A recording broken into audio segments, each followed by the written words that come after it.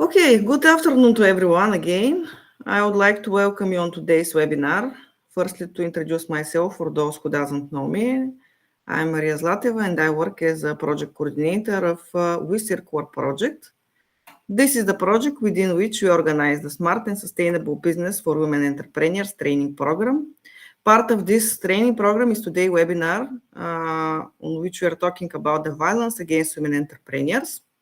But before we begin, just a few technical notes. The webinar is being recorded and the full recording will be available afterwards on our YouTube channel and in the e-learning platform.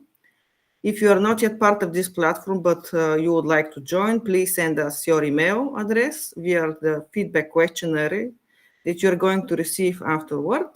And we'll be very happy to send you an invitation link, or you can write us directly to office@rapif.org. And we are also going to send you an invitation link to join the platform. I would like to use the opportunity that I'm speaking to you now to invite you to join on our next webinar, which is going to take place on the 25th of November. And it will start at 5 o'clock in the afternoon, Central European time. It is going to be an online pitch training with a key speaker, Peter Bartvai, who is a founder of Start It Up, a company. And I'm really sorry to say that this is going to be our last webinar under this training program, under this session, but we will be very happy to see you in our additional and other initiatives that will come in other projects and other activities.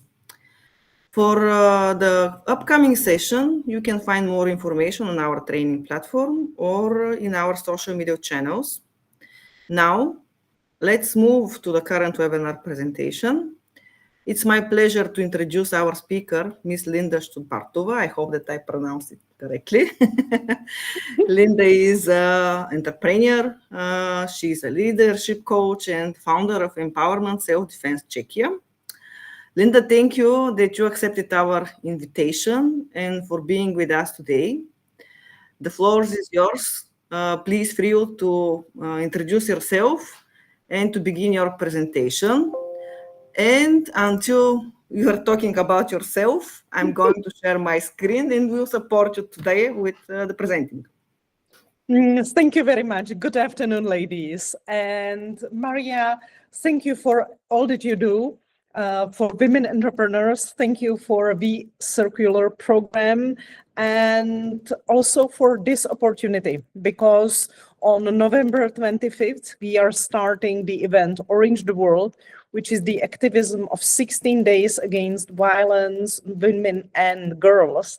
And we decided that this webinar will be linked to the issue, which is very much prevalent today, which is violence against women entrepreneurs. And we often think about violence in physical form. And we women fear men, as we say, stranger danger myth. We fear that when we walk along on the street at night, someone will jump out of the bush and will harm us. So that's the primary fear. Yes, but what's the reality? So I have prepared a presentation about 5 principles of self-defense, but also about threats and dangers that we as women entrepreneurs are facing, because to be aware of a problem is already number one thing how to fight it. I also prepared a framework of 5D in bystander intervention, so hopefully both frameworks will be useful. And at the end, after we stop the recording, I suggest that we have some time to discuss these issues, I would say privately or in more intimate environment. So if you have a question, either write it in the chat or wait for the end to share your experience, to ask questions without the fear of being recorded. I hope this is fine. Okay, so thank you very much also for the technical support. And let's go to my introduction. As you mentioned, I'm a coach and mentor. I have more than 25 years of experience of working with adults in adult education. And as you mentioned, I'm a founder of Empowerment Self-Defense Czechia. I have the highest level of accreditation. I am also accredited as so-called ESDP professional of American Association of ESD Instructors. This was very hard exam that I took this summer and passed successfully.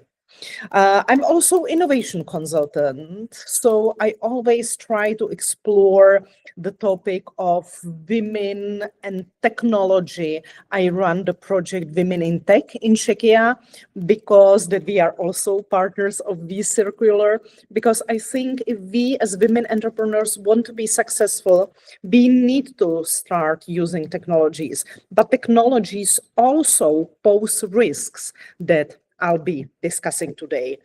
And I am Vice President of Czech-Israeli Chamber of Commerce, which makes me the only woman on board. So again, I have plenty of experience with being the only woman in male environment. And I'm technology agency evaluator, so I evaluate applying scientific projects, which keeps me in touch with the latest trends and development. Can I get another slide? So how did I become ESD instructor? Well, look at my daughter. She was 16 years old. She got a scholarship to Canada, to Winnipeg, which is not very safe place. And at the time, I asked myself as a mother if I have equipped her with all the skills and knowledge she'll need overseas without her mommy. And I realized that perhaps the ability of defending herself is not something she was capable at that time. As you can see from the picture, I can share her weight. It's 48 kilos of 170 centimeters. So she's very thin. She loves science. She sings in a choir. So she is this sort of a fairy tale figure, and she hates going to gym. So the idea of us visiting Krav Maga sessions together did not work out. We felt stupid. We felt we stand no chance. The male instructors did not take us seriously. And when Lada is sharing her story now, she says that it's one of the top 3 worst things I have ever done as a parent to her. So this was a failure.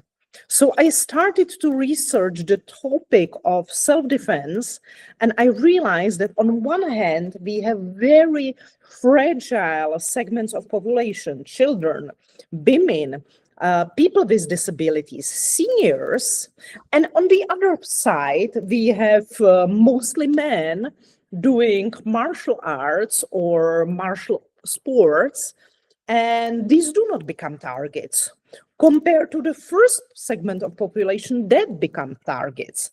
But at the same time, this martial arts is not an option in case of family violence, in case of bullying, in case of client violence, something that I started to specialize at. So I got my certificate. I had to wait for the first wave of COVID-19 to pass. So I was able to travel. I was able to get my international certifications. And now, 4 years later, I am at the top level. I can award other lecturers and trainers. I sit on the exam committee, and I also see how this skill is truly essential today, especially for women, given the fact that violence is unfortunately on the rise everywhere in many forms. Can I have the next slide? So women entrepreneurs and gender-based violence, some statistics. Let's get to details. Well, 31% of women reported sexual violence at work. And among 18 to 29-year-old, this is 42%. Then, as I mentioned, violence, we think about physical forms or sexual forms. What about economic violence? What about psychological violence? Women entrepreneurs face many obstacles other than running business. It's partners forbidding their wives to work. It's partners controlling all finances. It's partners controlling their companies. They are directly limiting entrepreneurship. And I bet you all have heard of cases that a woman lost her business during her divorce. I heard so many cases in my country. Actually, one of the most experienced women in, I would say, sweet baking, the owner of a brand shops, she lost her business and she lost her brand after divorce, and she had to start from the scratch. And then we have Empower Her survey, which is not anonymous survey, but it's survey of people who have been already subject to violence. And then the statistics are even worse. Let's see them. So those are people who already have experience with violence. So there was 80% of violence at some level in discriminative. And one more statistics. This is also very frightening. More than 40% experience violence linked to entrepreneurial activities from clients, from investors, and I have already mentioned family backlash. So this is the image of today. Why it matters? Why are we talking about it when it comes to entrepreneurship? And again, we have some very sad data. I mentioned the physical and sexual violence, but also we know that women entrepreneurs report high level of stress and mental health issues. We know that women-led startups face more challenging in accessing funding. And actually, the statistics for our region are quite dire. Less than 2% of funding goes to female-funded startups. So not only we face dire, I would say, circumstances, but also the toll of being entrepreneur and all the costs associated and burdens need to be taken into consideration. If you are hearing all the beeps, I apologize, but that's good news. My daughter, as a medical student, passed her anatomy exam. So the family is congratulating. Let's go to another slide. Why does it matter? Well, I already mentioned the OECD that admits that gender-based violence has direct economic consequences. We reduce women's labor market presence, we reduce their earnings and entrepreneurial activity. And this leads to less women being engaged in entrepreneurship. This results in less innovation and the loss for the whole society. So let's look at entrepreneurship not only as rainbow and unicorns, but let's talk about this dark side of entrepreneurship. And again, I'm very glad that I am being given the chance to raise this issue. And I promise I'll stop being pessimistic in a couple of minutes and I'll start giving you the tools. But as I said, awareness is #1 step in remedy. So I mentioned the stress, I mentioned financial loss. What about self-censorship? Very often, again, female entrepreneurs say, I'll rather not complain. I'll rather not speak publicly because I might be again targeted as a woman. And I already mentioned that it makes them to withdraw from certain sectors, from certain clients, or from leadership roles. I mean, we all know how hard it is to be the only one on executive board. We all know how hard it is to be the only one on all chambers that we should be equally represented. So these are some consequences that perhaps are not direct, but are very relevant. Next slide, please. So the positive news. I don't want to be negativistic all the time. I am not that type of person.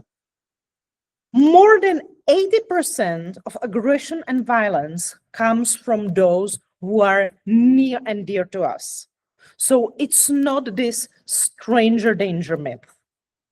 And martial arts or martial sports are great for perseverance, for being fit, for learning to withstand fear, for pushing boundaries.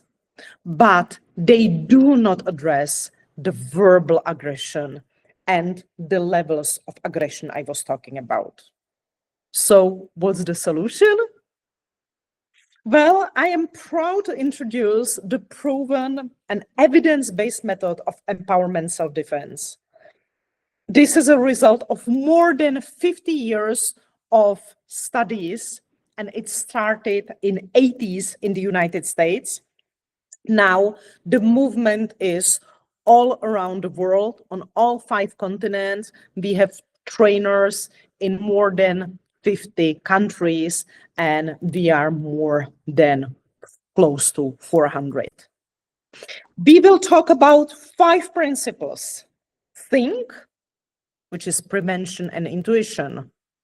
Yell, which is using your voice and setting boundaries before the problem starts really big. Run is about de-escalation and knowing your exit strategies. Fight, well, sometimes you need some physical techniques, and sometimes you need to have imaginary strikes to fight for yourself, for your business, and for your reputation. And the last one is tell. Learn to ask for help and learn to share your story. Remember, the aggressor is responsible for the violence. What's very common in our region is the so-called secondary victimization. So basically, we complain, we share the problem, we are the victims, and we got it back from the society. Why did you do this? Why haven't you reacted in another way? Why did you complain? And so on. So this attitude helps the perpetrators. And again, we need to change that. Let's go to the first principle. The think principle is about awareness. It's also about setting our boundaries. And the last but not least is using our intuition. And I think we women are great in having intuition, but sometimes we are conditioned by society not using it. Because if we say out loud that we do not like some way of treatment, very often we are not judged as capable leaders, as great, confident communicators. Very often, we are judged as those being perhaps too critical, perhaps hysteric, perhaps we are exaggerating. So know that if your intuition tells you something, that this person is not the right partner in life or in business, that this deal might not be the right fit for you, learn to trust your intuition.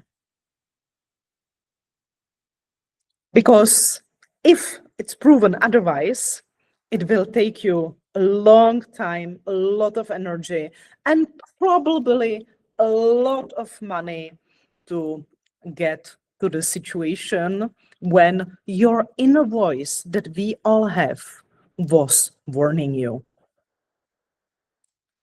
Next slide, please.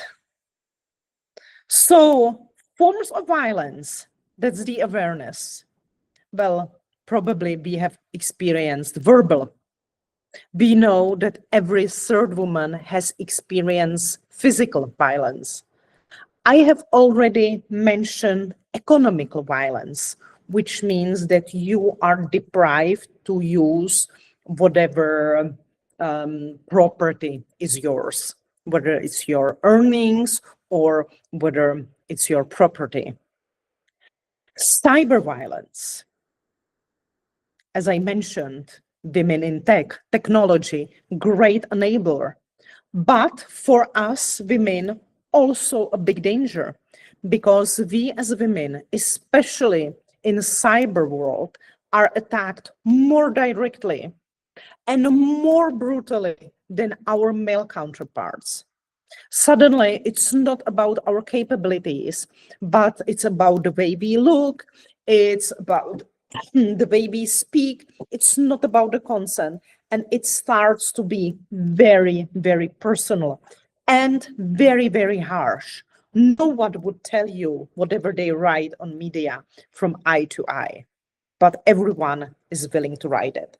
And that's true about men and women, because women can be perpetrators too. Psychological violence, and I'll be mentioning some aspects of legal violence. When we as women entrepreneurs are threatened or coerced to accept certain deals that are not okay, or perhaps not to speak when we should be speaking, whistleblowing might be one of good examples. We all know instances of sexual reproductive violence, and that is very common in patriarchal societies when men cannot stand their wives being successful entrepreneurs. Indirect forms of violence means that they are not threatening to you, but they start to threaten your family or your partner. And I have already mentioned legal abuse, and I'll have more of it. So be aware that these types of violence exist, and that when it comes to women and women entrepreneurs, they are more frequent. Let's go to another slide, which is continuum of violence. Well, it starts with microaggressions. It starts with a joke, but very often it does not end there. And there we can have various paths, like sexual harassment, or we can have the coercion that you are under pressure to do something. This coercion very often goes hand in hand with the so-called legal violence or economic violence. And then physical abuse. Physical abuse you might face in terms of so-called client violence. Imagine private nurses. Not only nurses in hospital, but private contracted nurses who work with elderly people, and they go to their homes. The level of violence to them is such great or so great that 40% of them, they would not choose their profession.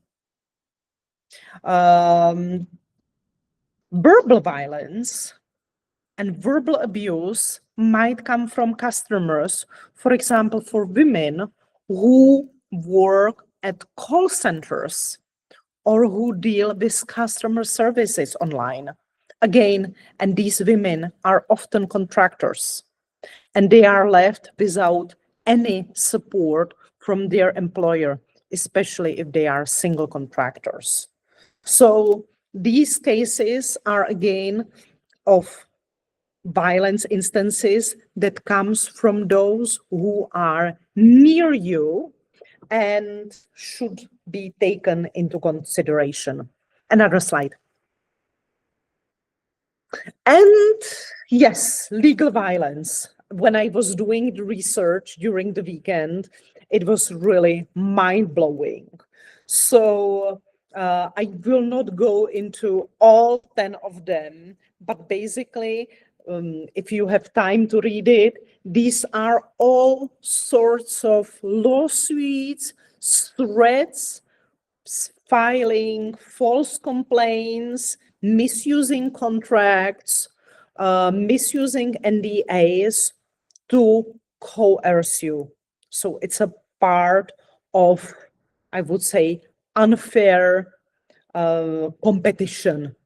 And the aim is just to distract you or scare you from being active in your business area. So again, I think we should be very much aware of the fact that this is happening.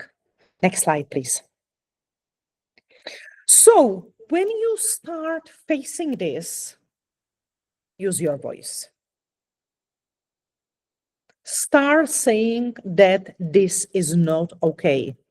It's not okay to receive an invitation to discuss at your pitch deck at a hotel room at night while using white substance. I guess you know which one I mean. This has happened to one of my female colleague founders in Prague, in Czechia. So I'm not talking about Epstein type USA. I am talking about Central Europe and these practices being relevant. It might start with jokes like, oh, you are a self-defense instructor. Are you beating your husband? Will you beat me? And I'm saying, well, unless you don't attack, I will not. But do you think my Krav Maga colleagues are getting remarks if they are beating their wives? I don't think so. So these sort of innocent jokes are not as innocent as they might seem, because they already say, I see you as a competitor. I don't like you as a competitor, but I am not willing to fight the fair ways with you as a competitor. So I'll try to discourage you or make your journey more difficult. So I say our voice is the first line of defense. Start using sentences like, this is not professional.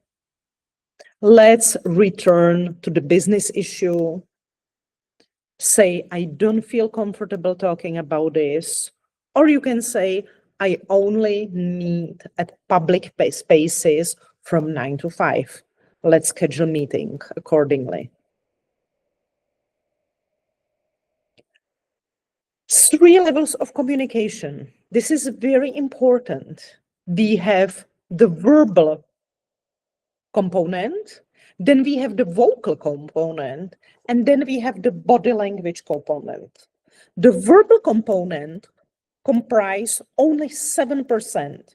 So very often These 7% we think that have bigger value. More relevant to perception of others is the 38% of vocal component and 55% of body language component. When we are under the stress, especially when we are pitching or when we are in difficult conversation, our voice tends to go higher, which not only others might perceive as not sympathetic or friendly, but they might see that we are under stress. So in this case, start learning to breathe in, breathe out, have your voice lower and perhaps less loud, but more direct. And start using your hands, your posture on the space. For pitch competitions, and I'm sure my colleague next time will be mentioning it again and again and again, this is what counts much more than 7% of words. Very often, I see women founders that are not so confident, that are hesitating. And very often, especially predatory competitors, treat, I would say, fair behavior as weakness. So learn how to own the space, learn how to say no, learn the polite formula, which is the communication formula. Start with your feeling. Then say that what kind of emotions does it bring to you? And then say what you want them to do. Very often we make the mistake that we say, don't do this, don't do that, don't do that. Don't waste the time. Do this, do that. So I don't like the tone of the conversation. I find it not professional. It makes me uncomfortable. Let's discuss the business. Is three-way communication formula. Notice that I am not using the word please, because if this request is something that's crossing your boundaries, you don't have to ask for permission. I don't need to ask for permission to be treated in a respected way. So this is polite communication formula, but then sometimes we just have to say no. And remember, no has 5 rules. Saying no. Number 1, no is a complete sentence. Number 2, you don't have to apologize. Number 3, you don't have to explain your no. Number 4, you have the right to say no. We don't need to be the good girls all the time. And number 5, say no when you mean it. Very often we say no and someone persuades us to take it back. Next time, they will not treat us seriously. So if you need more time, say I need more time. Sometimes say that you don't know. Sometimes you need more information. Sometimes you just don't feel like it, and all is okay. But remember, these giggling teenagers, no. Is it a real no? Well, 7% of verbal no is no. But these 38% of vocal and 55% of nonverbal, is it really something supporting my statement, or is it something going against the statement? And I know that all consent movements are teaching no means no. And I agree with this. But at the same time, let's make our no strong. Because it's one of the tools that we have. And we as women tend to say yes very frequently and very fast, while no, we say with hesitation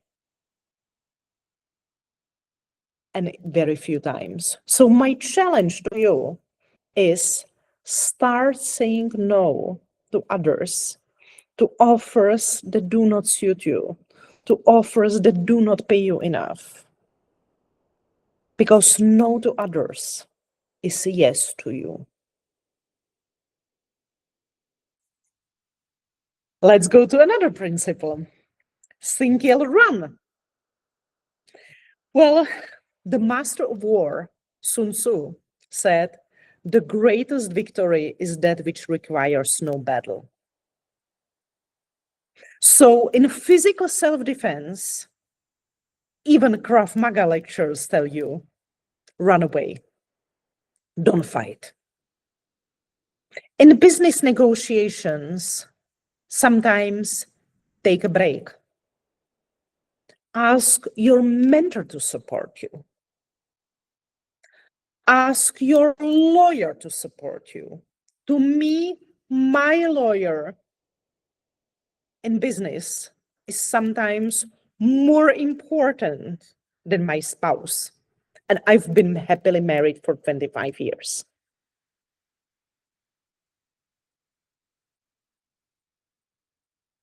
But this summer, I had investors negotiations and they did not go well. And the money I spent on my lawyer was actually savings to a big problem had I accepted the deal that was far away from being fair. So it was a learning. Where to run? Well, when we are talking about physical defense, we think about exits, we think about places where we can hide when we can ask for help, places with people, places with light, places with cameras. Well, in business, think about networks, think about women supportive groups, think about women professional groups, think about Chamber of Commerce, think about other organizations that can support you. Because the best thing is if you are not fighting alone. If they see you being supported by others. If they see you capable of having good relations and other stronger counterparts surrounding you. So that's the importance of networking. That's the importance of mentoring. That's the importance of being well connected. Because very often we as women, we tend to be lionesses. We tend to do it on our own, but we don't have to. Next slide. Well, fight principle. This is like fight for your life, fight for your business. First, we started to prevent situation from happening. Then we used our voice. Then we try to run away. We try to de-escalate. De-escalate might mean buy some more time. When someone is shouting at you, that means he or she is in their amygdala. They cannot process anything reasonably.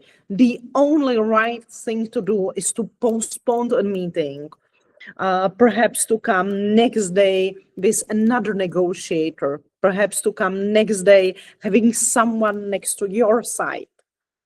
Well, when we fight in self-defense, it's to protect your life and health. So there are some simple physical moves. And I always say, fight. This is the real world danger for your life or health. Do not fight for purse. Do not fight for telephone. This doesn't make me popular among adolescents. Do not fight for your valuables. This does not make me popular among seniors. What does it mean fighting for your business? Concentrate on what to fight for and what not. Reframe victory to escape and acquiring time to get help. And start distinguishing between fighting a battle and fighting a war. Start thinking strategically.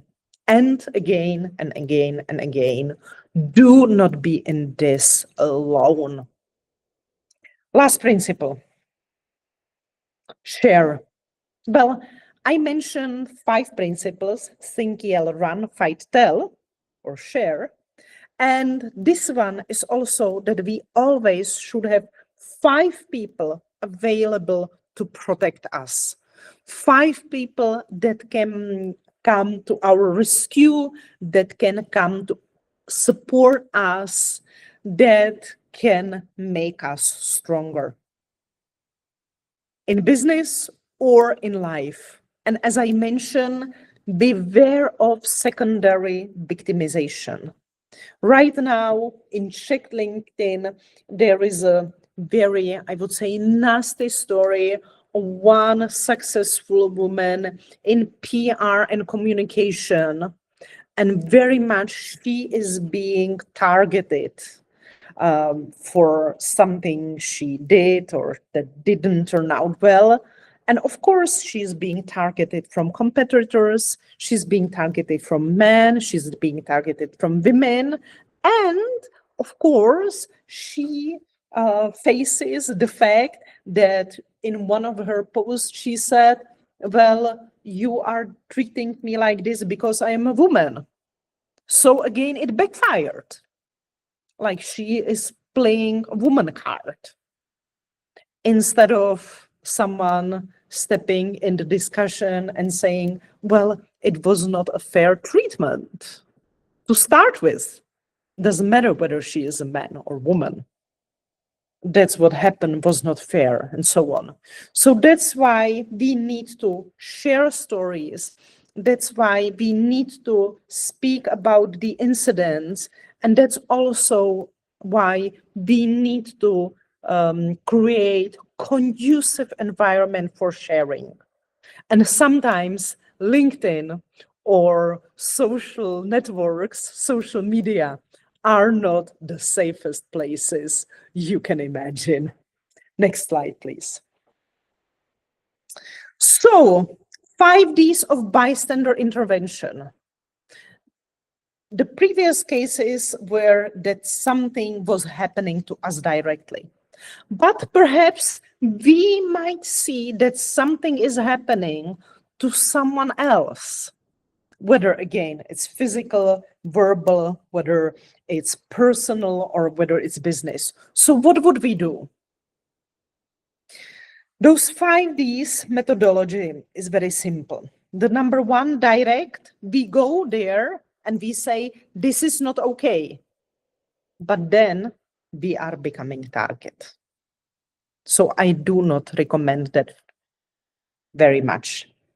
Number 2, distract, is we do not talk to the perpetrator, but rather we talk to the person who is being targeted. Let's say there is someone on a tram. Now I'll get you physical example and then I'll give you business example. So on a tram, you see that there is a man and perhaps he's not behaving at his best to a woman, not according to the best manners. So we don't look at the man, we look at the woman and say, hi, I remember we went to the same school. How are you, Maria? Can we walk together? Tell me your latest news. In business, we might be at the meeting when one of the colleagues is being targeted. So either we might say, this is not okay, that would be the direct reaction, or we might say, not to the person who said it, but to the person who was the common address is like, how do you find it? Is this okay with you? And this person might say, actually, this comment was not okay. Or they might say, well, I am used to that. So at least it sets firmer boundaries that it's not okay, but it's not a big deal. And you might think about strategy later. Delegate means ask someone to help you. So in big companies, it's HR. In our cases of entrepreneurs, I already spoke about our networks. Like, let's ask if there is some provision, if there is some clause that might be helping us. In this direct attack, it's asking people to come and interfere because the amount, the mass, is already the power. Document is, you might document the incident, but always give the documentation to the victim. Do not post it on social media. Do it in a way that perpetrator doesn't see you. It's up to the victim, or it's up to the weaker side whether they'll use it or not. And delay, sometimes things happen fast. Sometimes you don't know what to do. So after a meeting, when perhaps one of the women entrepreneurs was bullied, not treated fairly, and so on, after the meeting finishes, you might say, I was there and I think it was not okay. What can I do for you?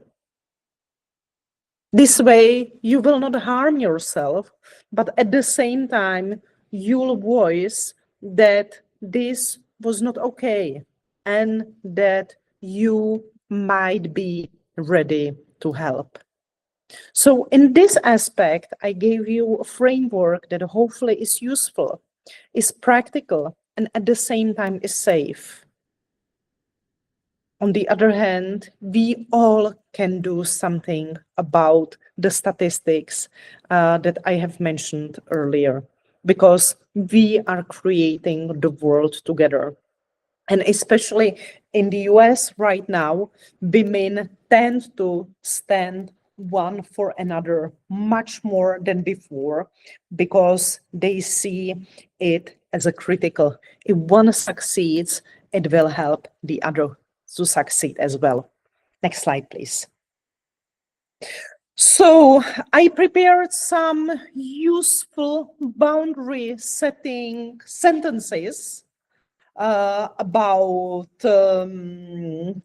let's say, not comfortable phrases, jokes, or microaggressions, because very often what I see is that microaggressions are only the opener. They test you on this and they see whether you react or you react not, on whether they can sort of exploit this issue further. So don't be afraid to end the conversation. Don't be afraid to say you want to keep the conversation on a professional level. Don't be afraid to set the boundaries as of when you will meet or what you will be discussed. Because sometimes what the perpetrators do, that they mistake politeness for weakness. And in this case, we don't want to be the weak ones. Next slide, please. So here is some literature. I definitely suggest the Bonobo Sisterhood. It's from Diane Rosenfeld, a Harvard scholar on women creating safer communities by making parallels with the primates bonobos, which is matriarchat. So it's very, very interesting. And for self-defense, the physical one, either get empowered or Beauty by the Beast might be very entertaining. Next slide. Oh, this is just about my projects and some awards I have received. This is not to brag. This is to show you that use all these competitions, and by the way, WE.Circular has also won a competition. So use these competitions to showcase your project. Use these competitions to showcase your work. Use these competitions to get a voice, to tell others what you stand for. So you see very many regional competitions, international competitions. I'm afraid that US programs will not be available for a while, but definitely there is a lot of EU support on this level. And speaking of EU, let's go to the last slide that I believe, yes. So right now, this is within the WE.Circular project, but also this year we got Express to Protect for seniors.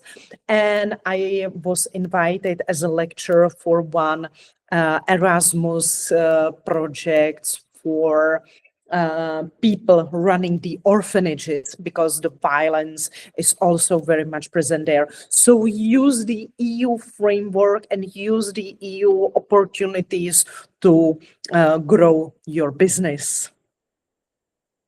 And the last slide is about your takeaways, about your comments. So I think we should stop the recording to provide the safe space.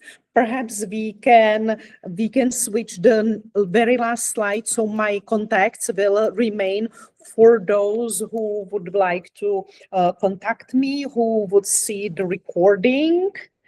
And so